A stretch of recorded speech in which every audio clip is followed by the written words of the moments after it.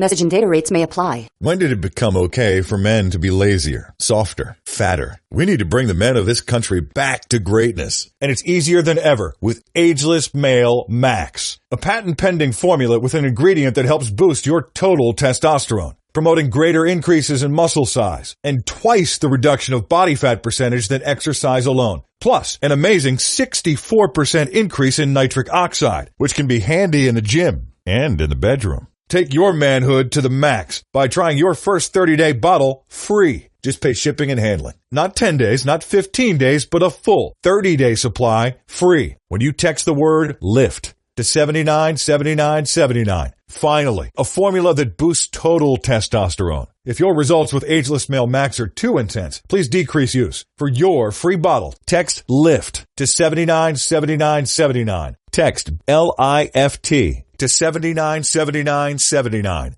Listen up, people. We have a big favor to ask you, and we promise it won't take up much of your time at all. You know, our show is supported by some fantastic sponsors, right? Well, we'd love to hear your feedback about this. Head to podcast.study and fill out a short, anonymous survey. That's it. We swear. Super short. Just go to podcast.study and fill out the survey and help us give the people and our sponsors what they want. And now, Jalen and Jacoby on ESPN Radio. When I pop the trunk, head to death. Y'all pop the trunk, I pop the hood. Now act stupid, I'll pop the trunk. Now give me your boom. He is Jalen versus everybody. What up, there? I'm David And Jacoby. on the cool check-in. Center stage on the mic. And we putting it on wax. It's the new style. That's the coldest intro in We're Jalen and history of Jacoby. Sports. What do we do? We get the people what they want. Now listen, I understand if you're listening to this podcast right now, you're part of the Jalen and Jacoby family. This has been a long-running podcast, and I understand if you were a little upset with us over the summer. You should be. We both went on vacations. We were preempted a lot on television. Jalen's on Get Up. I was working on Always Late with Katie Nolan. There was a lot going on in our lives, moving across the country. The podcast frequency was lower than normal. But we've got big news, Jalen Rose. Hustling. That's all over now. Every day we hustling. That's all over. Every day we hustling. Monday. Every day Tuesday, we hustling. Wednesday, Thursday, Friday. We're not just dropping pods. We now have expanded the television program from a half an hour between 3 and 3:30 to 1 hour between 2 Is Little and 3 John o'clock. around, Reg, when I need him? Say that again. We've expanded the program from 3 to 3:30 on ESPN2 to 2 to 3 o'clock on ESPN2. I don't know why they did that. So let me get this right. I don't know what happened. So let me get this right. We got a problem here? 7.5 years. A program that's Honestly, dedicated. I think we're creeping up on 8. Right. Correct. 7. That's why I said 7.5. We're going into 8. Yep. So a program that has an intro that alludes to popping the trunk, hitting the deck, and it also has Redman prominently featured, because if you don't like Redman, including Michael Jordan, we don't like you, has gone from being just a podcast that we done once or twice a week, and really it just gave us a chance to get together and hang out. Yeah, that's really what the pod was. Really what it Like, was. you know what? Yep. Wednesday and Friday will be fun next week. The pod- let's get it in on Monday and Pod Tuesday. used to be an hour, and the post-show meeting was 5. Facts on facts on facts. And then someone decided this podcast is so very popular. Shout to the podfather. Shout out. William Simmons. Shout out. None of this happens without him. Pictured over Jacoby's right shoulder when you see the program. And then someone decided, you know what? We'll get him a 2-hour radio show. Let's upgrade him. 7 to 9 Eastern. How is it going to happen? Jacoby has so many production responsibilities, and has a lovely wife, and had 3 kids since this show started. How are they going to be able to do it? Jalen's doing Countdown. Are they going to really be able to do the radio show? And guess what? Did the radio show every day. No problem. We did the radio show every day. Yep. 2 hours. And that led to an expanded podcast, too. You know what I mean? Because we had the 2-hour radio show, so that was a robust podcast every day. And that's what we'll be back to for the podcast listeners. We're still going to take your voicemails. We're going to put some of your voicemails on TV, so make sure you call 98580-JALEN and leave us voicemails. It's really important at this stage of the program's development, and Jacoby know where I'm about to go here because I'm really competitive, is if you support our show, make sure you DVR it. Make sure you tweet about it. Make sure you record clips and put them on IG. Please follow Jalen and Jacoby on IG. Like, while we are a Pop the Trunk production, we still function on the mainstream. Yes. And we've upgraded not just the length of the pod, but we've got some new teammates. The roster's a little bigger. Shout out to Lisa, Curtis, Kayla, and we've also going to have a more expanded social media presence. It's just there's going to be more J&J Tanner, in your life. Harlan, Rich, Alex. I know you had less J&J in your life over the summer. About to be more J&J in your life in the fall, and we're extremely happy about this. And we're gonna bring the energy ourselves. You know what? Here's what I feel. We can't mail it in. Here's what I feel. Being on from 2 to 3 Eastern, Monday through Friday, with this level of content, y'all gonna officially get us fired this time. Yeah. You know what? I gotta look at this. Is a setup here. This is a setup. We were being on from 2 in the morning on ESPN News and joking about the execs not watching the show. So now we on at 2 in the afternoon for an hour while execs in their office. So here's what execs do at ESPN. They've got 2 monitors, one on ESPN, one on ESPN2. Those 2 monitors are on all day long with the sound off. In the cafeteria. So what we're going to do is I think what we should start doing is use the topic bars, the topic bars that go at the bottom of the screen. We'll just have those not match what we're actually saying. So we'll be talking about Nicki Minaj and Cardi B getting in a fight, but on the bottom it'll say like, is Tom Brady or Aaron Rodgers the best quarterback in the NFL? I think that's what we need to start doing. So if you're watching the show and what we're talking about doesn't match the topic bar, now you know what we're up to. Now you know exactly what we're up to. And we always appreciate you, our podcast listeners. We always want to include you and give the people what they want. So we have a voicemail, 98580-JALEN. We're going to start taking the best voicemails and putting them on TV. So make sure you call in, identify yourself, and call 98580-JALEN. And we'll put them on the show just like this. Yo, Jalen and Jacoby. First and foremost, shout out Reg. So I got a cultural or regional, and I don't think really medicinal works for this one, but so I'm Korean, and growing up with my parents, it was a no-brainer that we're taking off our shoes before we walk into the house. Like, it's a given. And growing up, I would never think to walk into my house with my shoes on from outside. And so I think that's a Korean thing, or more or less an Asian thing. And also maybe it has to do with me growing up in Vancouver, BC, shout out Canada, where more than half the time it's raining. So, you don't want to track in the mud, the dirt from outside with your shoes. So, yeah, I understand that part. But then after high school, I moved to Las Vegas, go to college, shout out UNLV, shout out Rebels, a lot of shout outs. And yeah, I lived with, granted, I lived with some of my boys, some roommates, and we never ever really took off our shoes coming indoors. I always had my shoes on. My roommates did as well. And I'm thinking maybe part of that has to do with living in Vegas, where it's dry, it's hot, and there's really no shit on your shoes. And so that got me thinking the other day, and a couple months ago when you guys first started Cultural Regional, this would be a perfect question to ask you guys. So, question is, cultural or regional, probably not medicinal, taking off your shoes before you go into the house. Let me know, man. I'll be listening tomorrow or today or whenever the next podcast is. Keep getting them checks, and peace. See, Reggie definitely stopped editing down these voicemails. That's one thing I learned. He definitely stopped doing it. He used to do that. They were nice and tight. He doesn't do that anymore.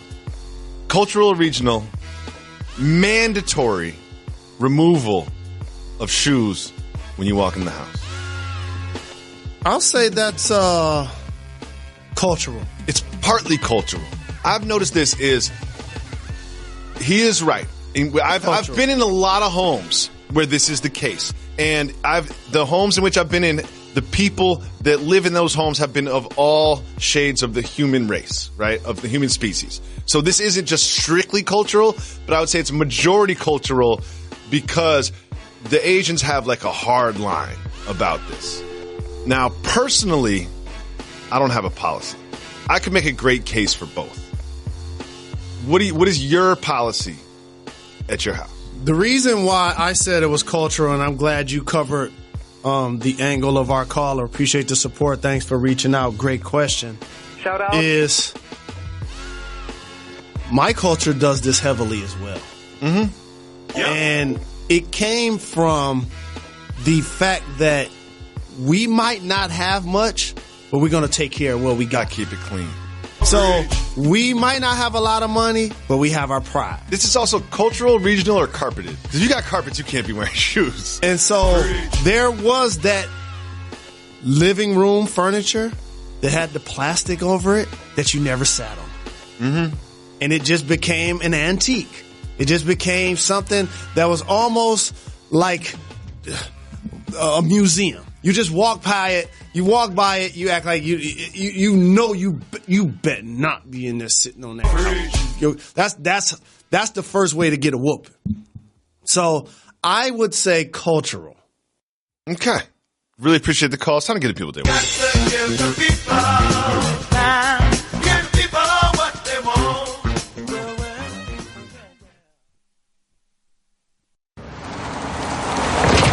Ow. Yep, you guessed it. I'm a speed bump, so I've got one job. I slow you down. So imagine how I feel about Geico, who does way more. Like, not only could they save you money on car insurance, but they've been around for over 75 years, giving people fast and friendly claim service. Ow. Plus, they got a nifty mobile app that gives you 24/7 access. Ow. Just doing my job, buddy. Geico. Expect great savings and a whole lot more. The people that stayed up for the end of the Sunday night football game got exactly what they wanted. What a game it was. The first half, Khalil Mack and the Bears dominated. Aaron Rodgers got hurt. It looked bad. He was carted off. It looked like the Packers season was over, but he came back. In the second half, not only did he come back, the Packers came back to win the game from 20 points down, winning by the score of 24-23. What a game that was. Jalen Rose, what do you think of Aaron Rodgers and the Pack and the comeback? He's a terrific quarterback. No surprise that he was able to lead his team to victory, especially after sustaining a knee injury. Showed a lot of courage returning to the game. It was the first time in his career he's thrown 3 touchdown passes in the fourth quarter. For the Bears, it's a sore blow because they're a team now that has an identity. And if you don't have an elite level quarterback like Aaron Rodgers going to take up a lot of salary on your cap, then you invested in Khalil Mack. Trubisky looked pretty good. And so going with the tradition of a Singletary, a Butkus, an Urlacher, they're used to having that defensive prowess when they're at their best, drafting Roquan Smith in the first round.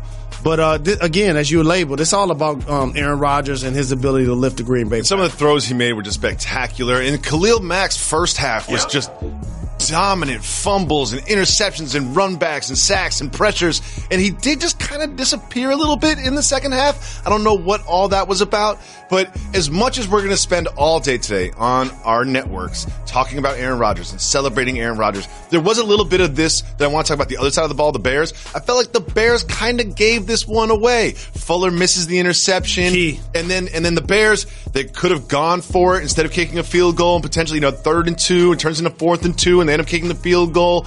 Maybe you go for it there and kind of like try to go for the jugular at the end of the game.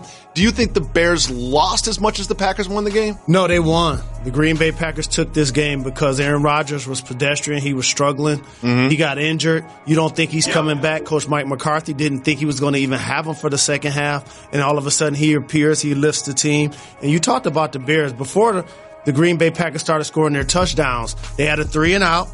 And then before you know it, Allison gets a 39-yard touchdown. Have another 3-and-out. Adams gets a 12-yard touchdown. And then all of a sudden, the missed interception. Yeah. You just talked about was key. Fuller. And then right after that, Cobb. 75-yard touchdown. So when you win in that fashion, it definitely goes down as taking the game away from the opponent. Can I be the media guy for 1 second and just say something outlandish? The media. When Cobb was running for the end zone, Khalil Mack was in pursuit. He was. He shifted down to like third gear. He thought he was going to score, and I feel like if he ran that the full way, he could have tackled him on like. Stop it right now. I'm just saying what I saw. Seriously? I'm just saying what I saw. I'm saying what I saw. So you want to call out Khalil Mack, the guy that had 3 tackles, a sack, a pass defended, too tired a QB hit, after doing all that, he was too tired. And a touchdown. He was too tired after doing all that. Return of the man. I'm saying he just didn't really come up in the second half. I wanted the Bears to win this game because I want the Bears to start good, and I feel like the Packers are going to be a good team. But there's a lot of things that the Bears did to lose this game, and we're going to spend all day celebrating what Aaron Rodgers did to win the game. If it wasn't for that miraculous comeback and that performance by Aaron Rodgers, I feel like we would spend a lot of today talking about the Browns and the Steelers game. The Browns and the Steelers game was fascinating. I had my eye on this one. I'm just pulling for the Browns to start the season undefeated. Tyrod Taylor didn't look great, but made the plays when he needed to get them to the tie, to get them to overtime. Big Ben did not look great at all, and the whole time I was wondering, what's Le'Veon Bell think about all of this? Well, he kind of let us know what he thinks about all of this when he tweeted a monocle, you see on the bottom there, just a little vague emoji, and then he said, no shade, just never witnessed a tie before. I'm pretty sure for as long as he's played football and or watched it, from Pop Warner through college, through the NBA, he's actually, even if he didn't participate, understood that a tie could take place in an NFL game. Well, of course. So I understand that there's a level of disappointment that he wasn't out there with his teammates, but it's self-inflicted, especially the way Connor ran. Got a couple of touchdowns. They did a terrific job of blocking for him. He did have a fumble. Le'Veon Bell is one of the better people at taking care of the football. But again, when you don't have your entire arsenal, you can't be at your best. And there's going to be a level of disappointment for the guys to say, if you didn't want to be here for week 1 and you wanted to get your bread, when they don't franchise you in the offseason, just tell them to move you.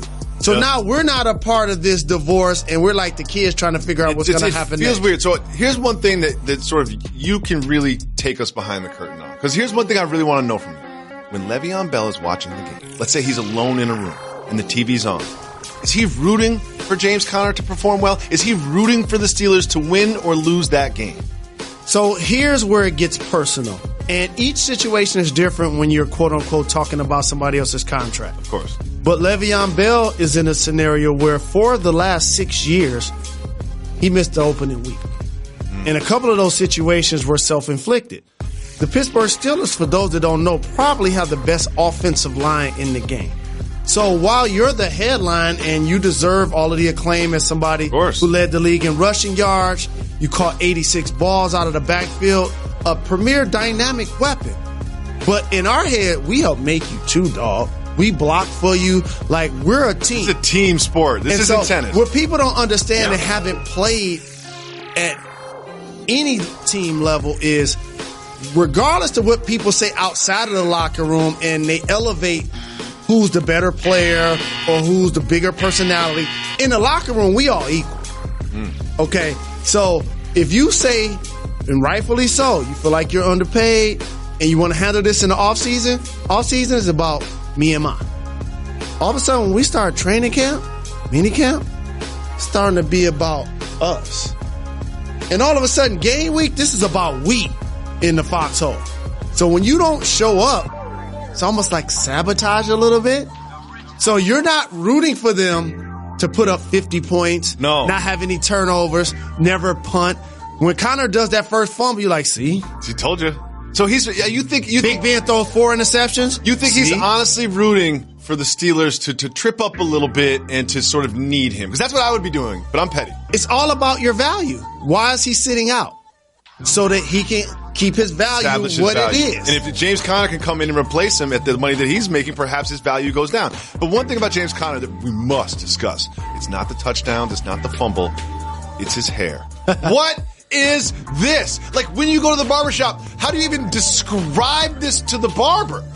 What is that? 1 in a million. What is that? What is that? He living his best life. No. What is that hairstyle? How did he describe that to the barber when he sat down in the chair? On a shag. A full back of my head like version. A mullet with a couple of rings around it, like Saturn. Like, what is that? I don't even know how to describe that to the barber.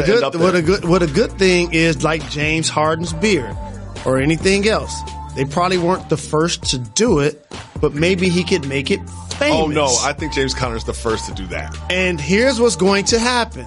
As Le'Veon Bell continues to hold out, fans are going to gravitate to this watch. Of course. You're going to start seeing fans with their haircut like Connor. Like this. Even if they just heard me say it and was like, you know what, that's a good idea. You go to the barbershop and you show him like a picture of someone else, like, hey, give me that. Like, he showed up with a picture of like the Sydney Opera House. It was like, just give me that.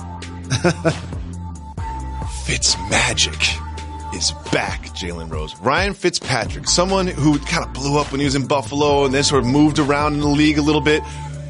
Yesterday, in New Orleans, in the Dome, against the Saints defense that was so improved last season, he put up 48, 21 for 28, 417 yards, and some great throws. What does Fitzpatrick performance mean for the Bucs and mean for the future of Jameis Winston? What mean Jameis not starting when he get back? Oh, if he continues like this, he throws up a couple stinkers. No.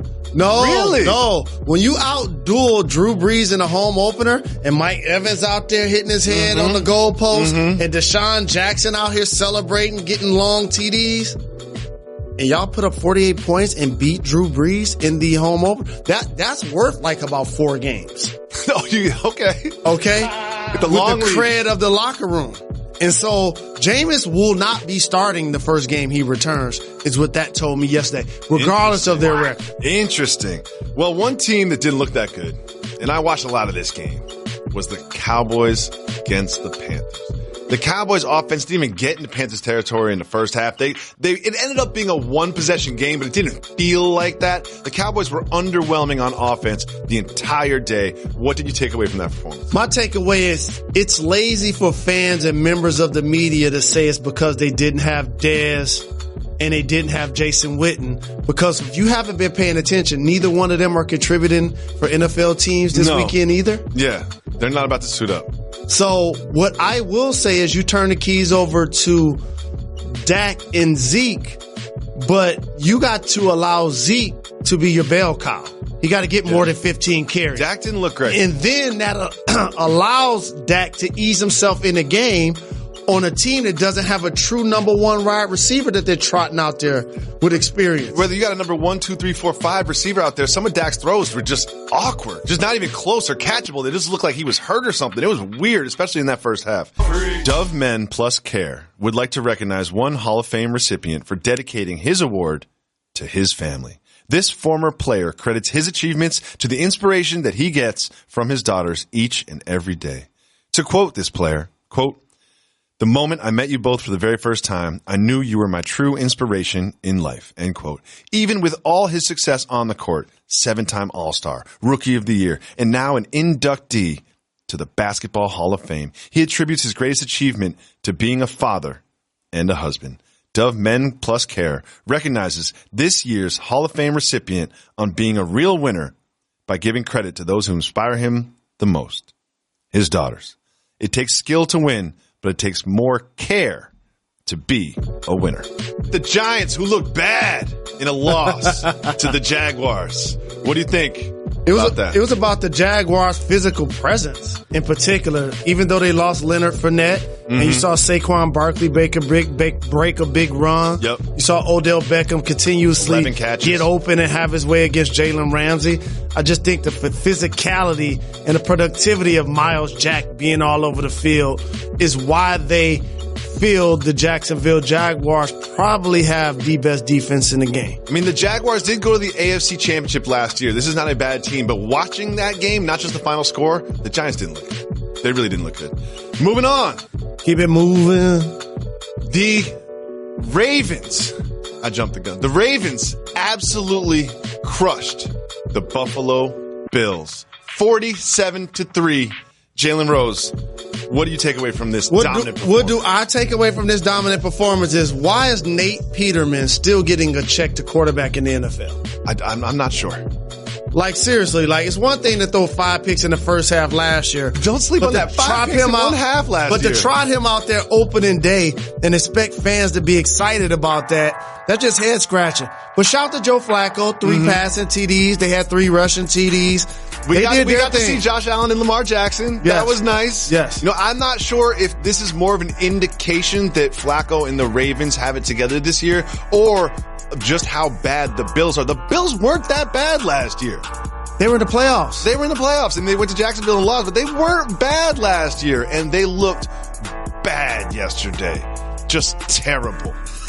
Moving on. The Bengals beat the Colts, but all anyone wanted to talk about was Andrew Luck back behind center. What did you think? It was great to see him back on the field. The problem is still throwing 50 times. Mm-hmm. This is what got him hurt before. 53. Relying too much on the arm and the legs of one Andrew Luck. Mm-hmm. Y'all have T.Y. Hilton. Eric Ebron caught a touchdown, still trying to develop a consistent run game.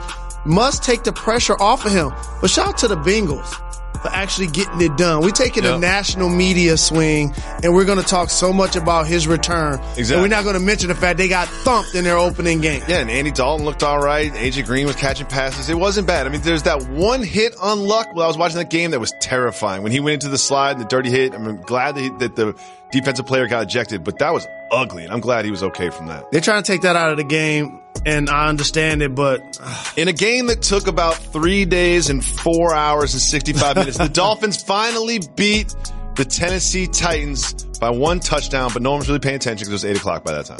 Here are my main takeaways. First and foremost, Mariota threw 2 picks before he got hurt, and that's number 1. So that's something that you don't want to see as a Titans fan, but also the enthusiasm of kickoff returns. I know youngsters that just started watching football. They've changed the rules on you. Yeah. And you didn't get a chance to enjoy this play. But it's one of my favorites. And to see a member of both teams actually take a kickoff return for a touchdown gave me unbridled so much joy. Talk about changing kickoffs or maybe taking them out of the game. When you watch a game like this, and also the other games where there was returns, Tyreek Hill had a return. It was just like, I like long returns for touchdowns. Moving on, we have the Vikings with Kirk Cousins taking on Jimmy Garoppolo and the 49ers and winning the game. Well, here's the thing. The Vikings have a stout defense. You add Kirk Cousins in the offseason. You get Delvin Cook back from injury. You still have strong receivers. They have weapons. So people should really start talking about them as a legit Super Bowl contending team. Great defense. But here's what I want to say about Jimmy Garoppolo. He had 3 interceptions and a 45 passer rating. For those that don't know, Colin Kaepernick never did that in a football game. The 3 interceptions looked bad too. Like one of them, he didn't want to get hit. And saw the rush coming. He like, I'm about to get rid of this thing. Threw it right to the other color jersey. So I'm not saying he's not going to be a productive player. I am saying he is one of the top paid players in the game. The Patriots beating the Texans. It wasn't this close. It looks like a 1-score game. It was not this close when you watch the game. Gronk and Dorsett, heavy targets for Tom Brady, who threw 3 touchdown passes in the first half. Deshaun Watson, everything you felt like was going to happen kind of went away when he fumbled the first snap. Yeah. On the handoff. When that happened, you felt like his timing was off. He's only started a handful of games overall. I know he's got us all really enthusiastic about what he's going to do this year. But I wanted to see more Watt. I wanted to see more Clowney. I wanted to see more Merciless. Good point. I wanted to see them I wanted to see more Tyrann Mathieu. There was more TJ Watt yesterday than was JJ Watt when you look back on it. So that's what I'm thinking is, can the Texans still be a defensive-led team because they have multiple weapons on offense they can rely on? And one of the most exciting performances from yesterday, Mahomes and the Chiefs beat the Chargers. I loved watching Patrick Mahomes throw the football around. So ESPN did, or some publication did, a tiers ranking of NFL quarterbacks. That sounds like something we would do. And Patrick Mahomes was rated like between 25 and 32. Well, he hasn't put too much on And tape. I initially hit the brakes on that. Okay. I said, I'm not rolling. Patrick Mahomes has a big arm. He can move with his legs. And the Kansas City Chiefs, for those who have been paying attention, have weapons. Yes, they do. Okay? Tyreek Hill, yep. explosive. Yes, run back, long passes, tough catches. Okay? So when you have Andy Reid on the sideline dialing it up, and they're willing to just let Alex Smith go, Yep. as a productive player, says a lot about this young man's potential. I'm all in, chips in the middle of the Next, table. we have the Washington Redskins looking good against the Cardinals, who did not. Talk about Adrian Peterson for That's me. all I want to talk about Adrian Peterson 96 yards rushing, 70 yards receiving, his 100th touchdown as a runner in the league for this future Hall of Famer is really impressive for a guy that was looking for a job leading up until the last couple of weeks of the And season. he was catching passes yesterday. Like, he's not a receiving running back, but he was catching passes. He was breaking tackles. He didn't look fast, but he looked strong and smart. I really liked it. But you know what? This didn't look good on you, this didn't look good on you, Cardinals. No, it didn't. This did not really look did. good It on really you, Cardinals. I know No. you got Bradford. You're trying to figure it out. Got Josh Seems like Rosen they're in the still trying to draft. figure it out. Didn't Finally, look good. we have a tight game in one of the later games. Denver beating Seattle. Russell Wilson still running for his life. Yeah. Baldwin got injured, unfortunately. Yep. And the thing that stood out to me is just basic quarterback play for the Broncos is all they need. That is all Because they need. Von Peyton Manning Miller- showed us that 4 years ago. Von Miller had 3 sacks and 2 forced fumbles. Yep. And if you root for a team, it played out no better than when I was watching the Bears and the Packers. If you have a franchise quarterback like Aaron Rodgers, you pay him. This is why teams like the Lions and San Fran have to wonder if they overpay for their quarterback. But if you don't, you pay Khalil Mack like the Bears did, who's still on a rookie deal with Trubisky. So now you can build an identity. The Denver Broncos defense is their identity. It used to take place in Seattle with the Legion of Boom. Doesn't exist anymore. Hey fans, Paul Feinbaum here. College football is back and Vivid Seats is your go-to for game tickets. Just go to vividseats.com where every purchase is backed by their 100% buyer guarantee. From the big house to the swamp, Vivid Seats has you covered. So get off the couch and get into the action. Your team needs you. Vivid Seats, the official ticket partner of ESPN. Enter promo code ESPN at checkout to receive 10% off your order today. Jalen Rose, there was some drama over the weekend. I'm not talking about Nicki Minaj and Cardi B. I'm talking about Naomi Osaka and Serena Williams on Saturday night in Queens. It was the Women's U.S. Open final, and Serena Williams lost the first set, and in the second set, she was penalized. Jalen, I know you watched this. I was glued to the TV as well. What did you think about as it was happening? I always appreciate how we can appreciate the excellence and the dominance of Serena Williams as a performer. But I always have applauded her maturity, her level of respect and responsibility for the game, how she embraces being a role model, and her leadership, that she continues to understand that her platform as a tennis player is something that should be bigger than just her ability to play tennis. So there was a lot to unpack for me here. A lot. First and foremost, as an athlete, I have to acknowledge she was frustrated because she was getting beat. She was. This is what led to the coaching needed to take place. I will say the thing that got a little confusing is, on one hand, the coach clearly was trying to give her instruction or encouragement. But the problem is that should be allowed.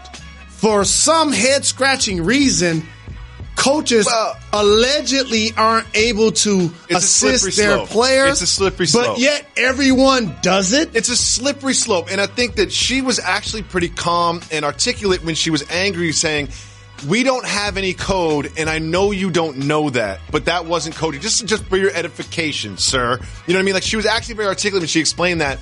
But it really was, at the source of this, it was a combination of some questionable calls, and one thing that can't be overlooked is her own frustration at what Osaka was doing. You know, Osaka was beating her. Osaka was serving. Osaka was dealing. And I feel like it all culminated in this conflict, but really where I felt the most egregious violation from the umpire was the verbal abuse. Now I'm going to dock you a full game at a crucial point in the match where Serena could have turned it around because you called me a thief.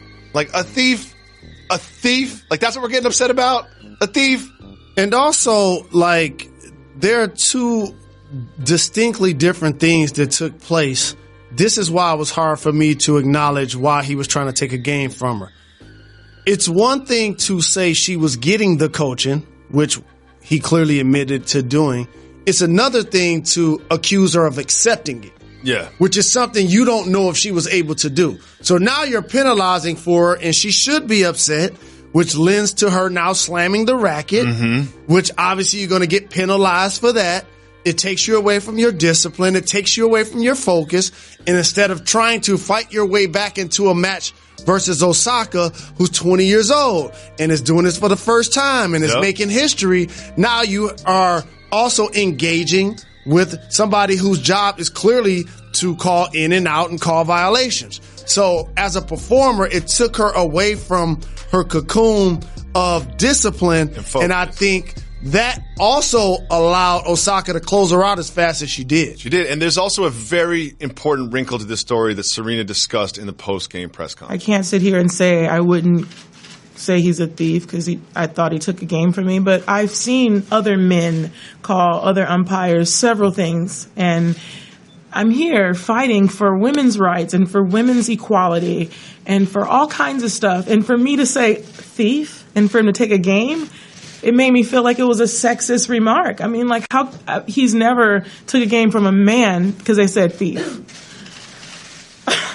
For me, it blows my mind. How much do you think gender bias, whether conscious or unconscious, played a role in this scandal? It played a major role because it almost goes back to this whole locker room talk type thing.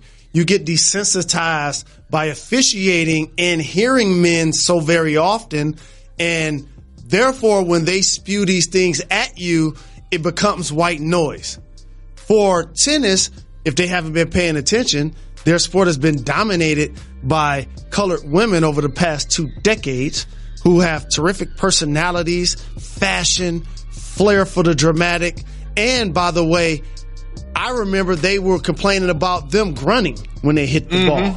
And so these are things that they've continued to shatter glass ceilings with, playing in a sport that needs to decide if it's going to continue to foster as a country club type sport or actually behave like we're used to seeing people doing when they're in sports. That's competing, showing emotion, having some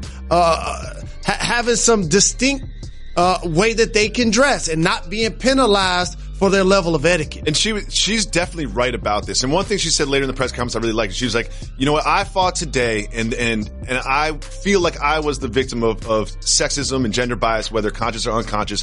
But what I'm doing now is fighting for the rights of the future generations of women that will come after me. And hopefully that I will have to go through this so other people won't have to go through this. And in that case, while she lost the match, I feel like she won something for her fellow female competitors. Well, here's when you know you're a champion beyond the result.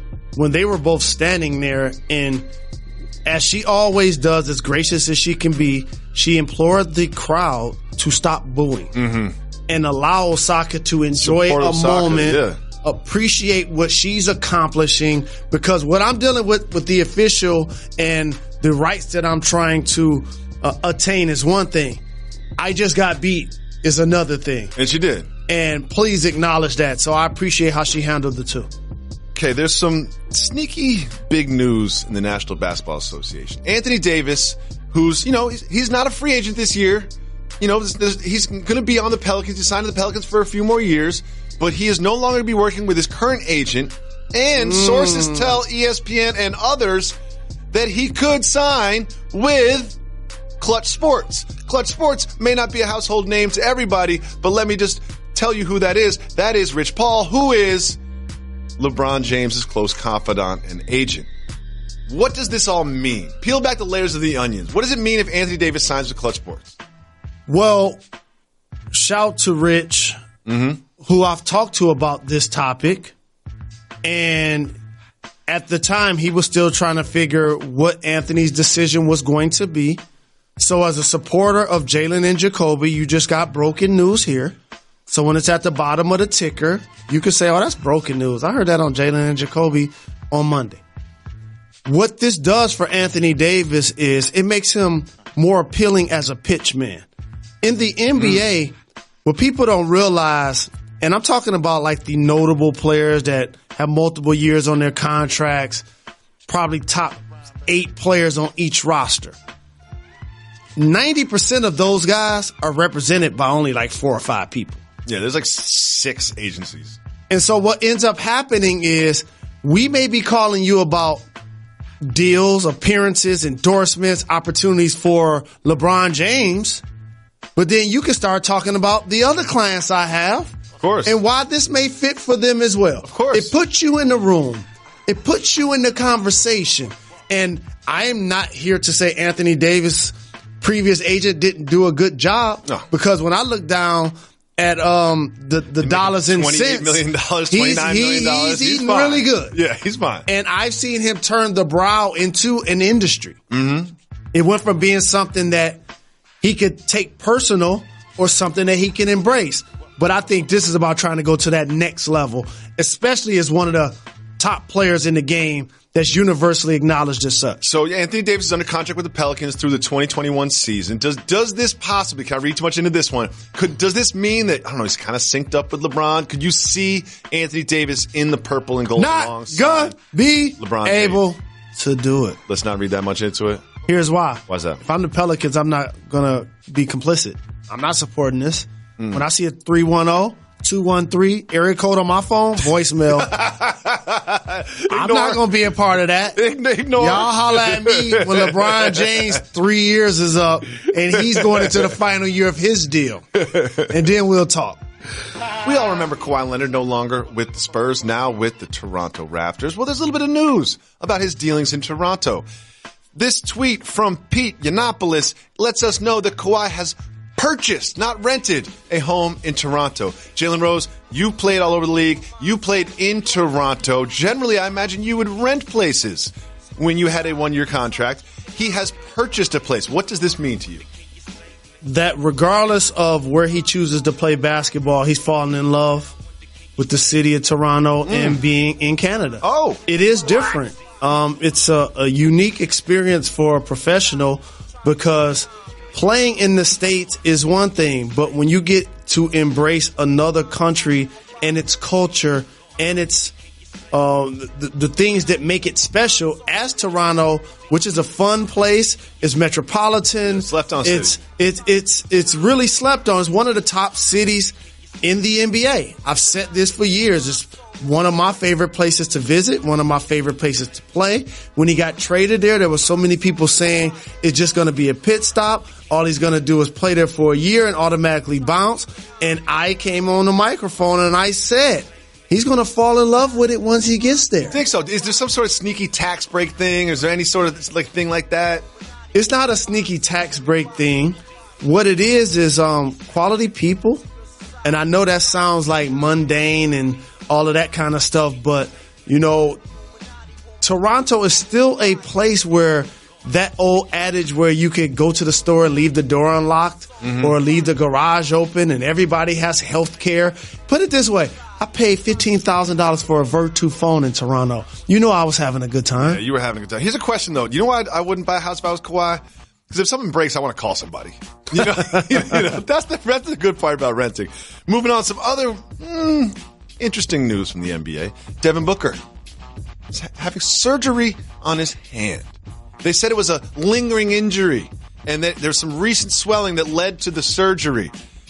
Don't you find the timing of this to be a little suspicious, given that training camp starts in a couple weeks, that he's getting surgery now? Nah, I needed to secure the bag, hit my max, make sure the ink is dried, make sure the T's are crossed and the I's are dotted. Everybody good? Get one check.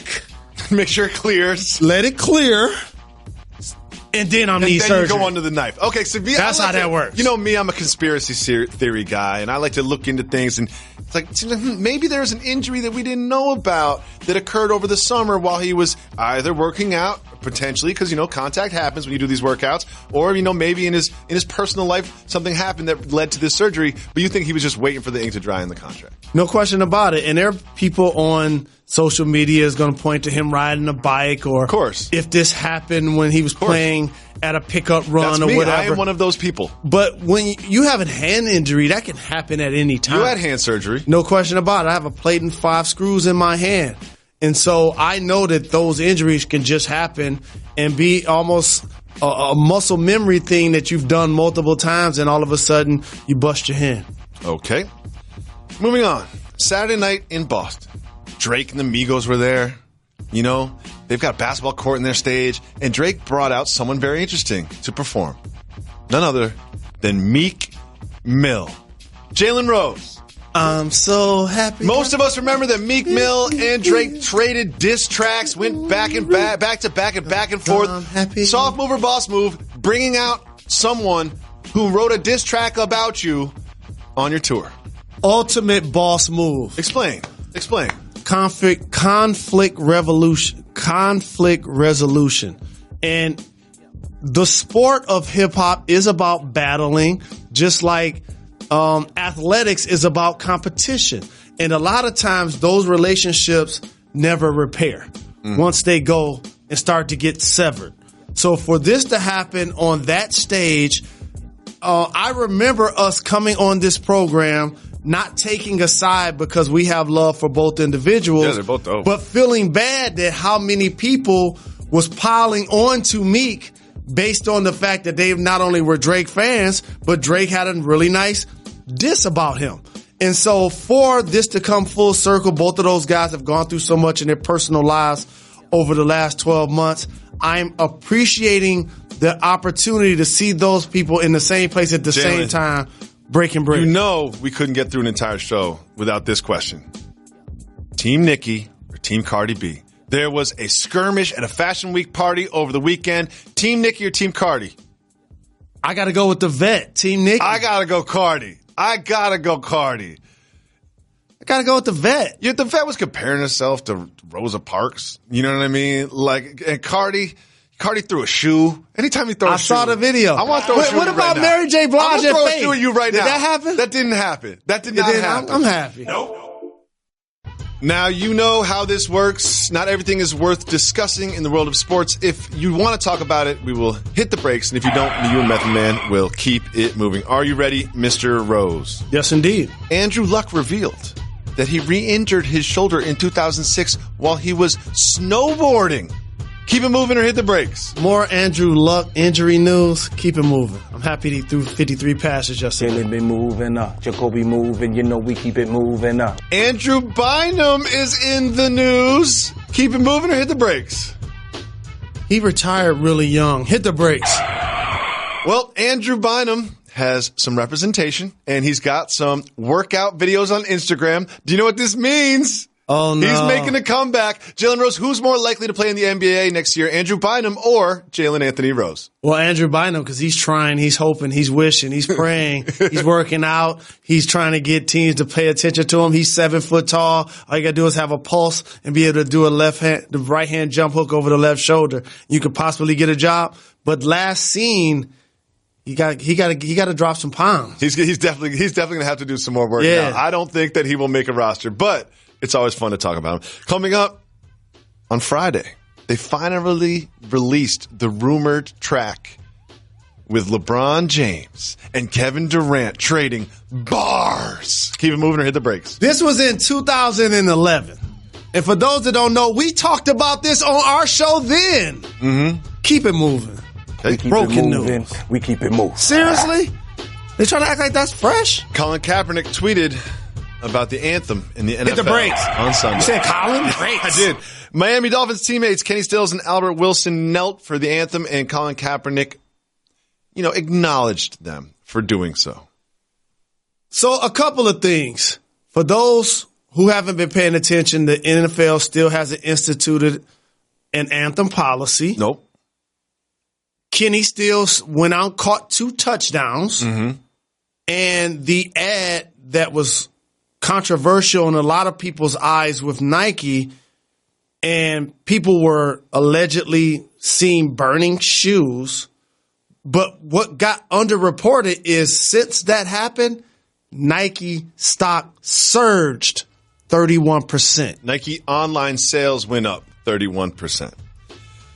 Next, Novak Djokovic won the U.S. Open's men's championship. Keep it moving or hit the brakes. He's balling, but right now it's all about Serena. Keep it moving. Keep it moving. We keep it moving. We keep it moving. How that situation went down. A thrift store donation was found to contain 5 pounds of marijuana. Hit the brakes. Okay. In Sarasota, Florida, people donate stuff to thrift stores. I've done it a bunch of times. The people that worked at the thrift store found 5 pounds of marijuana inside the donation. Jalen Rose, what do you think they did with it? Well, first off, it was 10 and they just reported 5. So that's what initially took place. Now, when you get it, you try to figure out, are we going to be able to hustle this or is it too much? Do you know one person that you could call right now to come take all of this off of our hands? I do, Jalen Rose. And I know somebody else to call and do it. And one of those people you could probably call would be Don Nelson, who is also in the news. Keep it moving or hit the brakes on Don Nelson. Don Nelly hit the brakes. He's a Hall of Famer. Well, he's a Hall of Famer, and he showed up at the Hall of Fame, and he showed up looking very retired. Take a look at Don Nelson, the legend at the Hall of Fame. He's got the hair going, the chain out on the T-shirt. What do you think about Don's look? What I think about Don's look is it's legal. Wherever he's living, he got his card. He's in Hawaii. He's living his best life. No question. He's the all-time leader in wins and losses. Right before he went to Springfield to the Hall of Fame, he went to Sarasota, Florida, and dropped off a bag at that thrift store. Absolutely. That's what happened to Don Nelson. Yes. Big shout out to Don Nelson. I can't wait. I love doing this show, Jalen, but I can't wait till I retire. I'm going to gain 50 pounds. He's an slick innovator back my hair. in more ways than one. Finally, scientists have some new information about which came first, the chicken or the egg. Hit the brakes. I'm surprised you hit the brakes on this one. Well, guess what? I want to know, A team of physicists are working this at the University of Queensland. And here's a quote from one of the doctors, or scientists, whatever they are. Quote, "The weirdness of quantum mechanics means that events can happen without a set order." Went on to say, in our experiment, both of these events can happen first. This is called indefinite casual order, and it isn't something that we can observe in our everyday life. Jalen Rose, did Dr. Jacques Romero clear that up for you with that quote? Not at all. Not at all. Went all the way over my head. Like that's the results of your study? Didn't mention chicken. They both happened at the same time? Mention egg. The scrambled eggs, no fried eggs. No question about it. It reminds me of when we talked about who discovered America. Yeah, he's like, they did a whole study. Physicists, a group of physicists got together, did a whole study, and that's what the result. They can both happen at the same time, and then said quantum a couple times, try to sneak it past us. I'm on to you, Doc. And I'm on to something too. There are a lot of people that's watching this program saying, what does he mean? Christopher Columbus was the first person. He actually discovered America. Keep reading. You know who's involved in that study about the chicken and the egg? Dr. Don Nelson. Dr. Don Nelson was definitely involved in that. Big shout out to our podcast listeners. One thing that I love about the podcast, Jalen, is now that we're on 2 to 3 in the afternoon, we know executives are going to be watching our program. They might not be listening to it, so they won't hear what we say. So we probably won't get fired immediately, but they're definitely not listening to the podcast. No. Definitely not. I can't think of one executive at ESPN that on their commute home is listening to Jalen and Jacoby. No, they just scroll right through their mentions and keep it moving. And that is why I love our podcast format. And I love interacting with our fans. We say we give the people what they want. We need you to call in and leave us some more voicemails. 985-80-JALEN. We're going to put the voicemails on TV. So identify who you are, keep it short, and we'll put you on the show just like this. What's up? First thing, shout out Reg. Want to get on the pod. I got a boss move or a soft move. Bring your own hot sauce to a restaurant. I am a person. Thanks. Ooh, I like this. Thank you for the call. Appreciate the love. Question. All I know is this. If Beyonce said it's cool, it's cool. Boss move. Okay. I have a lot to say about this. Number one, I want to give a big shout to Inner Beauty Hot Sauce. My favorite hot sauce. My pop put me onto the hot sauce. It's an excellent hot sauce. Ghost pepper, Caribbean style flavor. There's not a restaurant on the planet that serves Inner Beauty. However, logistics are very important to me. One thing you know about me, Jalen Rose, everywhere you go, you carry what? Everywhere I go, I carry a backpack. A backpack. You ever see me carrying around a backpack?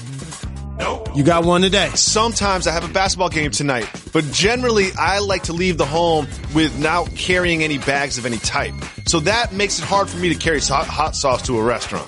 Well, also, not carrying a bag at all just means like you don't have like a phone charger. No, I don't. Emergency. No, I don't. Nope. There's a lot of things I don't have.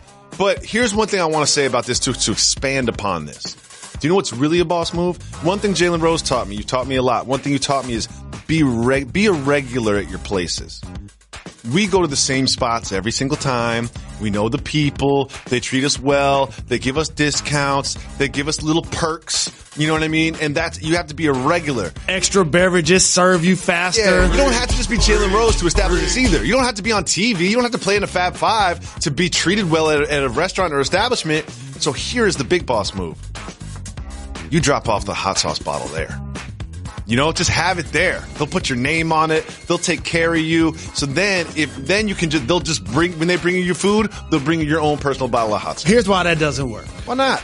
Because it's like our pop. Mm-hmm. It's one thing to talk about the execs not listening to this. Mm-hmm. But then we get on TV, we know that they're watching. Yeah. You can hook us up with a couple of drinks. You can serve us a little faster, but don't let your boss walk in. You got an empty bottle. You got to buy the hot sauce for one of the customers. They don't want to see that. You'll get yourself in some trouble. Don't listen to David doing that. Okay. Your shift eventually ends and somebody else works. And you don't still want that bottle of hot sauce still at your place of business to where your boss is going to call you or text you and ask you, why is this here? You know, like one of the ultimate boss moves, there's two things I want to do in my life. One, I want to use the stocks function on my phone. Okay? That's one thing I want to do. That's a goal for me, okay? An adult goal. Another thing is, you ever go to those nice steakhouses and they've got the wine cellar and they've got like some dude's name on it with a plaque and he has his own wine at the place. So he goes there and they're like, oh, hello, Mr. Kavanaugh. Would you be having the Cabernet or the Merlot today? Like, I would always love just to have one of those. I want a plaque at a place with my name on it. So I got to introduce you to something. What's that? That's actually attainable more so than you realize. All you have to do is reach in your pocket and pay whatever that restaurant wants you to pay to get that lock. You can have that today. I'll tell you something. That's a little outside. That's a little outside of my bracket. You can have that today. Not right now. Not right now. I'm still adjusting to life in New York City. So $20 bill doesn't last 10 seconds in New York City. Oh, man. You walk outside the house, someone's like, give me $20. Like, all right, fine. I say this respect. Bacon, egg, and cheese, $35. $200,000 don't last in New York City. There's a place on my corner where I live that charges $3.89 for a regular large coffee. Wow. No, it's not drip. It's not special. They're not putting oat milk in it. It's $3.89 for a large coffee. I was shocked. Think about that. $3.89 for a large coffee, Jalen Anthony Rose. In New York, you have to pay $100,000 just to park, just to take public transportation to get from point A to point B. Whether you're taking an Uber that says it's going to be there in 5 minutes, it's New York City, it's really going to take 15. It's not going to be there. You know, like everything costs. And how about this? A lot of people live in apartments. People jumping in and out of cabs, jumping in and out of Ubers to go places like the market. Yeah. Oh, no doubt. Especially a rainy weekend like this weekend. How about that? For sure. How about that? One thing I want to say about Uber, we complain a lot about Uber because we use Uber a lot. It's part of my life. Is Uber, you're not fooling anybody. Before I push the button, the confirm button, you say the driver's going to be there in 3 minutes, and then you push the confirm button, that little circle grows, and then you see little pathways, and those fake pathways go everywhere, and then what number comes up after it says 3 minutes before you push the button? After you push the button, what number comes up? 8 minutes. 8 minutes, exactly. Like, you're not fooling anybody, Uber. You've got a network of drivers all over the place. Their technology's gotten to the point where we know how long it's going to take to get somewhere. Don't tell me it's going to be 3 minutes, and then I push the button, it's going to be 8 minutes. I'm glad you went there, because I actually have an Uber Beat. As somebody that always requests an SUV, Uber, those cars you sending me, those midsize, Oh, dog. Those ain't SUV. I drive one of those. We have the Infiniti QX60. Okay. Right? That's not an SUV. But when we bought the Infiniti QX60, there were none on the road. First of all, we didn't buy it. We rented it. Whatever. Like, there's none on the road. None. And then all of a sudden, they're everywhere. I have not gotten in an Uber that wasn't an Infiniti QX60 in a long time. You know what that? It's not really a luxury nice car. It's not an SUV. Correct. When you're 6'9" and you're Jalen Rose, you can't really stretch out because there's that third row I'm there. asking for a Suburban on purpose. Yes, because you're a gigantic human being. You're sending me these mid-size vehicles and giving me the same price. Same price. But I got something for them too. Oh, okay. Cancel. Oh! Quick. Oh! So you see what kind of car it is and just cancel real quick. Quick. Oh, wow. Especially in New York because 50 other ones will pop up there. Oh, wow. Cancel quick. That's how I fight back. Wrong. You're fighting back. You know what? Like Serena's fighting for the rights of women in the future generations of women's tennis players. You're fighting for bougie-ass dudes that don't want to get in a mid-sized luxury vehicle. Hey, man, you get what you pay for. We all have our own. We all fight our own battles. You get what you pay for. I'm paying for a SUV. That's what I anticipate. Listen, we're going to have a new pod tomorrow and the day after that, and the day after that, and the day after that, because we are officially back. It is fall. The NFL season has started. The NBA season is about to start. We're going to give the people what they want, like we always do. We'll be back tomorrow. Why, Reg? We're not done. We're not done. Got to give the people time. Give people what they want. They my little guys. I love them.